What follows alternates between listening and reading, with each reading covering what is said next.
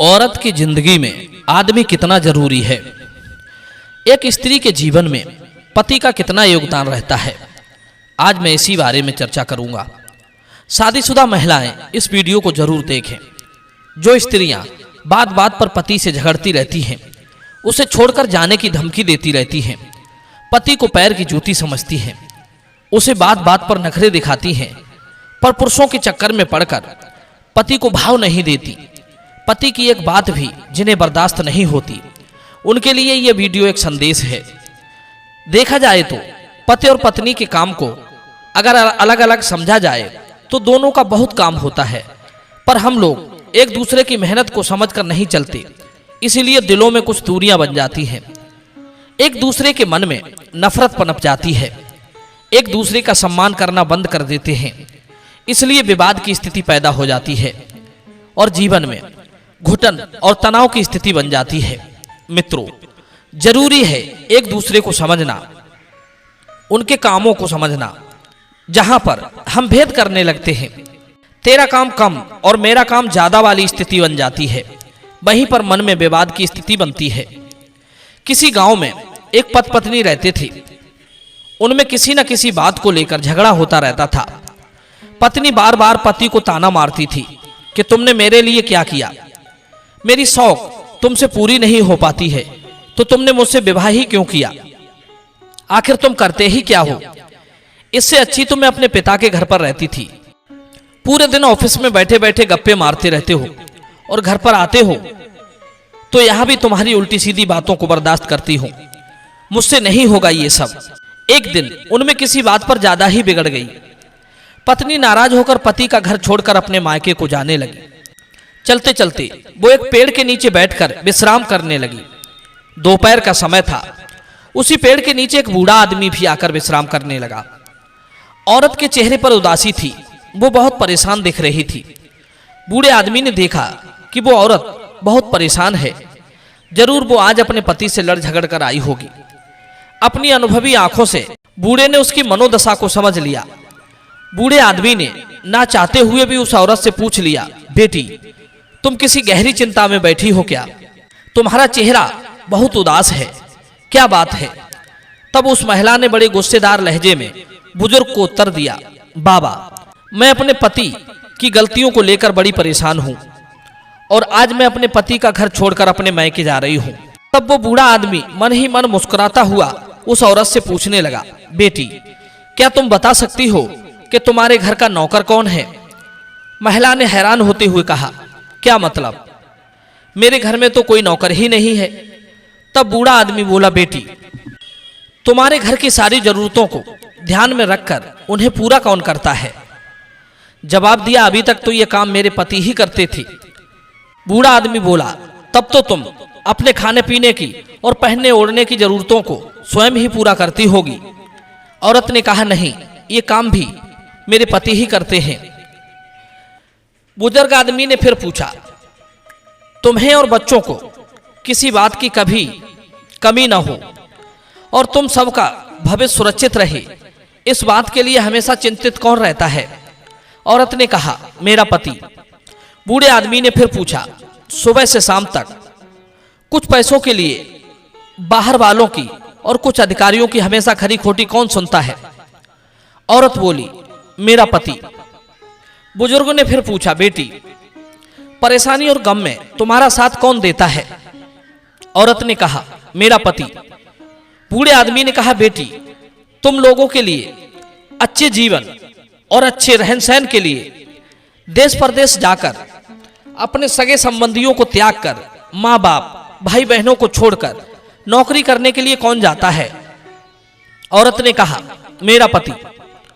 बूढ़े आदमी ने फिर पूछा, अच्छा बेटी ये बताओ, घर की गैस बिजली पानी मकान तमाम सुख सुविधाओं के लिए, दवाइयों के लिए, भविष्य के लिए बचत के लिए, बैंक बीमा अस्पताल स्कूल कॉलेज के लिए और ऐसी ही न जाने कितनी जिम्मेदारियों को साथ लेकर कौन चलता है। औरत ने कहा, मेरा पति। बुजुर्ग ने फिर पूछा, बेटी बीमारी में तुम्हारा ध्यान और सेवा कौन करता है। औरत ने कहा, मेरा पति। बुजुर्ग ने पूछा, एक बात और बताओ बेटी, तुम्हारा पति इतना काम करता है और सबका ध्यान रखता है, क्या उसने तुमसे इस बात के कभी पैसे मांगे? औरत ने कहा, कभी नहीं। बूढ़े आदमी ने कहा, बेटी इतना सब कुछ करने के बाद तुम्हें उसमें एक दो कमियां नजर आ गईं, पर इतनी सारी अच्छाइयां दिखाई नहीं दी। यही तो समस्या है कि मनुष्य सिर्फ दूसरों की कमियां देखता है, उसकी अच्छाइयों पर ध्यान नहीं देता। अपने अंदर सारी अच्छाइयां देखना चाहता है, कमियों पर ध्यान नहीं देता। जिस दिन ये देखने का नजरिया बदल जाएगा, उस दिन जीवन में किसी तरह का कोई कलेश नहीं रहेगा, कभी किसी से झगड़ा नहीं होगा।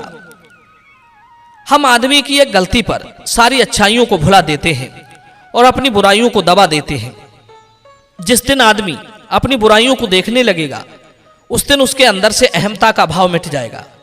जिस दिन हम दूसरों की अच्छाइयां देखने लगेंगे, उस दिन उससे नाराजगी नहीं रहेगी, बल्कि उससे प्यार होने लगेगा। बूढ़े आदमी ने कहा, बेटी मानो या ना मानो, जब तुम दुखी होती हो तब तुम्हारा पति तुम्हें कभी अकेला नहीं छोड़ेगा। एक पति ही होता है जो अपने सारे दुख सारे गम अपने मन में रखता है, लेकिन तुम्हें नहीं बताता। जानती हो क्यों? ताकि तुम दुखी ना हो। हर छोटी छोटी बात पर तुमसे झगड़ा तो कर सकता है, तुम्हें दो बातें बोल भी सकता है, डांट भी सकता है, पर किसी और को तुम्हारे बारे में कुछ नहीं बोलने देगा। तुम्हें आर्थिक मजबूती देगा, तुम्हारे भविष्य को सुरक्षित भी रखेगा। चाहे कितना ही कुछ हो जाए, कितना बड़ा काम बिगड़ जाए, तुमसे यही कहेगा कि तुम चिंता ना करो, सब ठीक हो जाएगा। माँ बाप के बाद तुम्हारा पूरा ध्यान रखना और तुम्हें हर प्रकार की सुविधा और सुरक्षा देने का काम तुम्हारा पति ही करेगा। बूढ़ा आदमी बोला, बेटी जाते जाते मैं तुमसे एक बात और कहना चाहूंगा कि कभी गलती से भी किसी और से अपने पति की तुलना मत करना और किसी के बहकावे में कभी मत आना।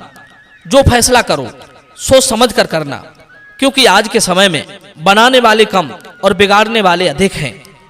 पति ईश्वर का दिया हुआ एक स्पेशल उपहार है, इसलिए उसकी अहमियत को समझो, क्योंकि माँ बाप के बाद पति ही वो इंसान होता है जो तुम्हारी जरूरतों को पूरा करता है और तुम्हारे नखरे उठाता है। इसलिए पति की इज्जत और सम्मान करो, उसकी देखभाल करो। यही पत्नी का कर्तव्य है, यही पत्नी का धर्म है। कहते हैं जब अपने रूठ जाते हैं या अपनों से दूर चले जाते हैं, तो फिर दुनिया में कोई अपना दिखाई नहीं देता। एहसास तो तब होता है जब अपनों से दूर हो जाते हो। जब पास में थे तब अपनों को पहचाना नहीं, और जब पहचान हुई तब तक कोई अपना नहीं रहा। कहते हैं रिश्ते बनाना आसान है, पर रिश्ते निभाना बहुत कठिन।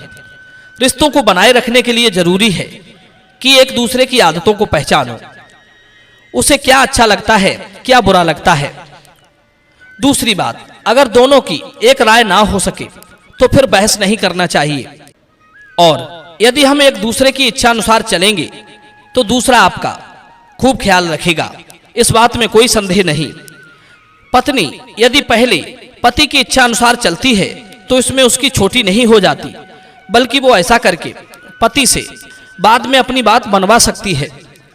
दूसरी बात, उसे पति की बातों को बिना टोके उन्हें ध्यान से सुनने की आदत बनाकर रखनी चाहिए। बात काटकर उस पर हावी नहीं होना चाहिए। इतना कहकर वो बूढ़ा आदमी चला जाता है और वो स्त्री उस बुजुर्ग की बातों को सोच समझकर उन पर मनन करके विचार करती हुई अपने पति के पास लौट आती है। प्रिय बंधुओं, ये कहानी आपको कैसी लगी आप हमें कमेंट में जरूर बताना। मिलते हैं अगली वीडियो में नई चर्चा के साथ। आप सभी का बहुत बहुत धन्यवाद। जय श्री कृष्ण।